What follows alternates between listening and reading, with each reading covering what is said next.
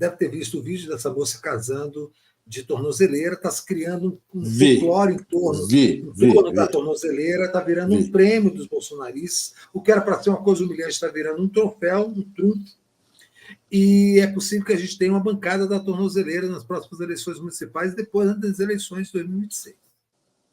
Isso deriva diretamente, não é preciso ser nem jurista, nem ser cientista político para saber, para perceber que isso deriva da demora da punição dessa gente, da sensação de que eles não serão punidos, de que há um acordão para eles terem uma anistia. E eles estão percebendo isso e estão começando a fazer uma farra muito própria. O tempo da justiça não está muito lento em relação ao tempo da política nesse caso, Tardelli? Rapaz, eu vou te falar. Quando começou esse processo, eu havia dito, não sei se eu falei até aqui no DCM, que nós não tínhamos nenhuma memória, nenhum repertório de um processo desse tamanho. Certo? Esse processo tem que respeitar todas as fases, principalmente respeitar o direito de defesa de cada uma das pessoas que estão sendo processadas. É claro que isso vai fazer com que esse processo estique muito, muito além do jardim. São centenas de acusados, certo? E cada situação deve ser analisada uma a uma. Não é possível você condenar em blocos.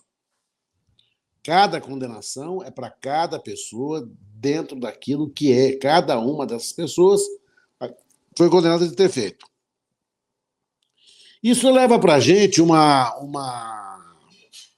situação que nós nunca vivemos. Então, ninguém em sã consciência consegue dizer hoje quando que esse processo acaba. A vantagem é que esse processo começa na última instância do nosso judiciário. Ele está no Supremo. Então, ele vai acabar... Aquela coisa que só termina quando acaba, ele acaba nessa instância onde ele está. Isso é um consolo para quem vê essa celeridade da justiça muito prejudicada, e está prejudicada.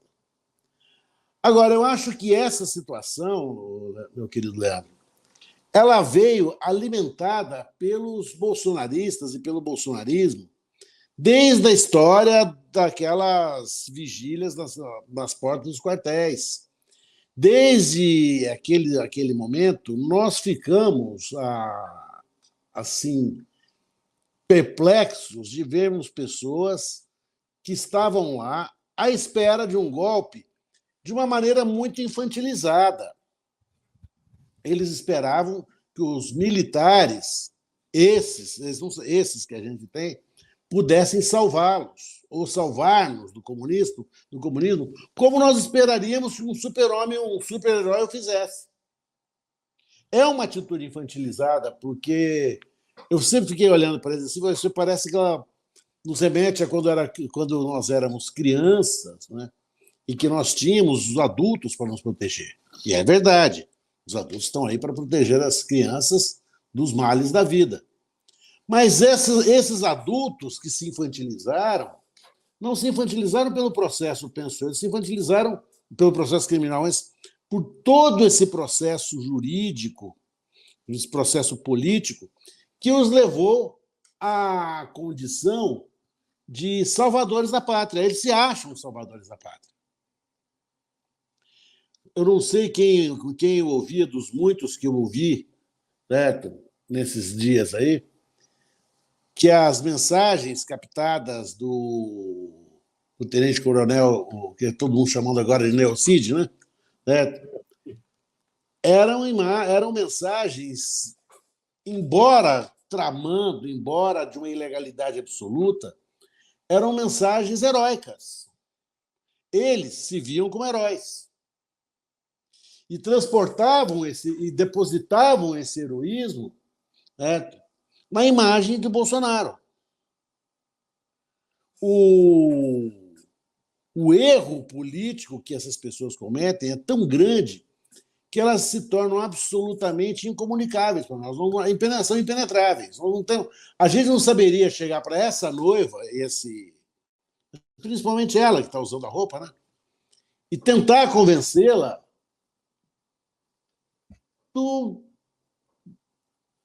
vou colocar reticências aqui, todo mundo preencha com a palavra que quiser. Olha, ela tem aquilo que os psicanalistas chamam de verdade irremovível.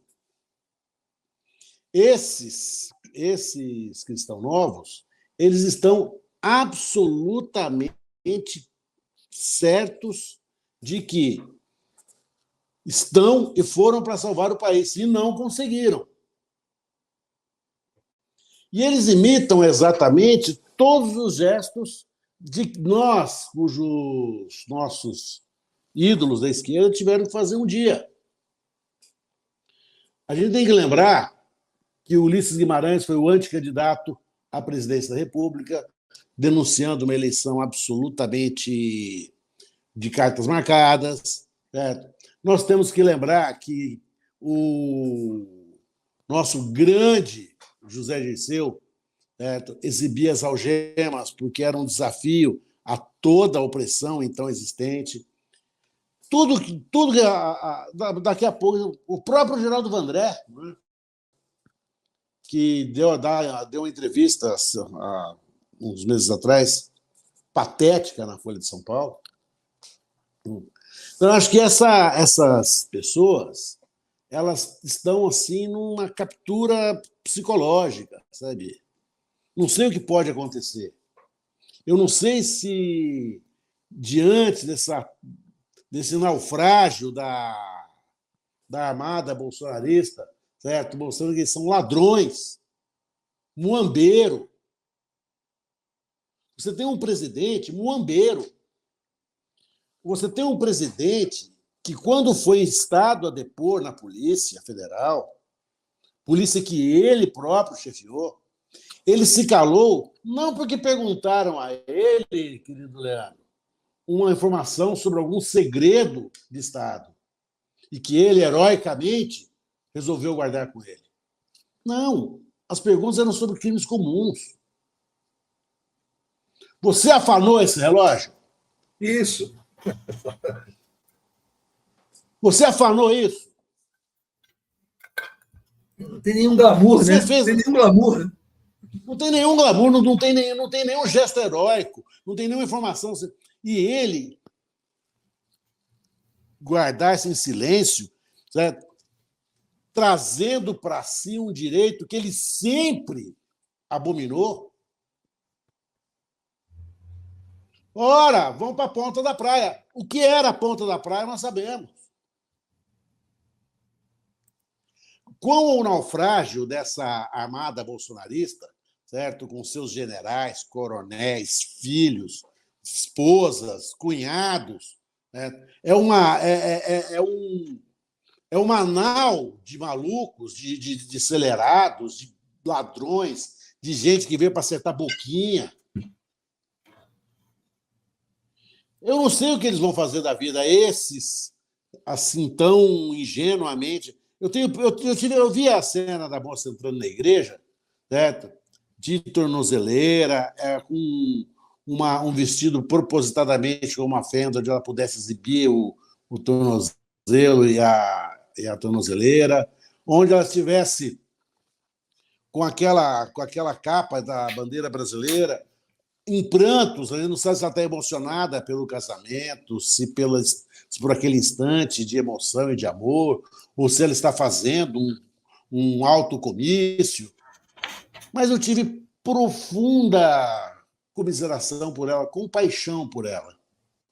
Profunda. Eu falei assim, porque me pareceu que ela é uma pessoa honesta.